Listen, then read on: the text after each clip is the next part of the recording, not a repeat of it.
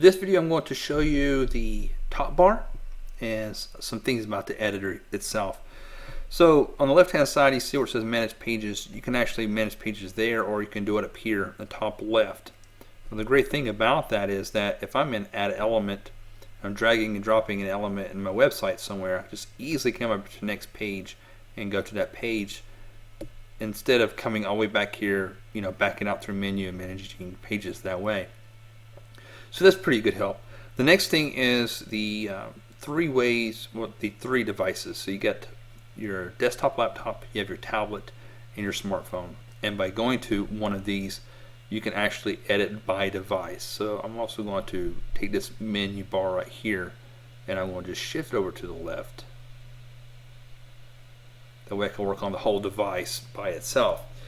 And so you see I can work on each device, independently. Now that's really great because maybe I just like to work within the laptop. Maybe that's my favorite. But it doesn't really matter because let's say I don't want this slideshow to work on mobile. All I gotta do is click on where it says slider, and I can come down here and hide it on mobile. So I want to show you what I've done with our site, just to give you a couple of ideas of how this works. Generally, I'm going to go back here to desktop. Generally, whenever you work with any editor, whenever you add something, it's going to apply to all devices, and you're not really going to have any option whatsoever using WordPress or Joomla or Drupal to do anything independently.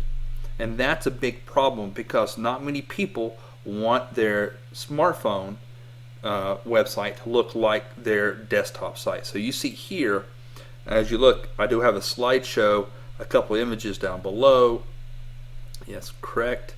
And then I have one huge image right here. When I go to my smartphone, however, you can see that the slideshow is not there, nor is that long image. And as you can see, as I hover over, these are separate images. And that's because I have hidden the slideshow from the mobile, and I've added this image here, but I've also hidden this image from other devices. And then these images down here, you'll notice, like when I hover over this image, you'll see that it's not available to be seen on tablet or desktop. So this is the difference between our editor and many other editors, is that you're able to actually edit universally as well as independently with ours. That's a big game changer because, to be quite honest, I don't want the slideshow on my smartphone because it actually makes the smartphone run a little bit slower. So we have this, and this is great. So now let me show you a little bit about inside the editor here.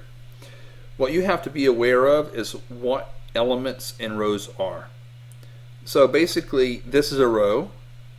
Okay, I'm going to scroll this way. This is another row. This is another row. So rows contain elements. Alright, so this is an element, that's an element, that's an element, that's an element, this image is an element. Anything that you're going to see over here where it says add element is an element. In fact, you could find row and manage pages,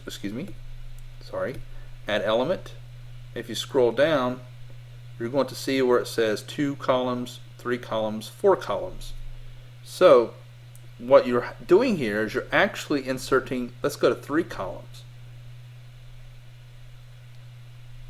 But these 3 columns, as you see here, are actually inside a row. If I want to add another one, I can do that. Now we have 4. This is how easy it is to add a column, by the way. See how simple that was? I can either delete it, there's 1 column, or I can actually add them up to 4. Then I can add background to that. I can anchor it. I can hide this if I want to. If I want to add stuff here and I don't want that to be seen on the tablet or mobile, just like the elements themselves that could be hidden, so can the whole row. So just be mindful that you have elements inside the row itself. And if you delete the row, you delete the whole row. Okay, so that is the top bar and the editing area.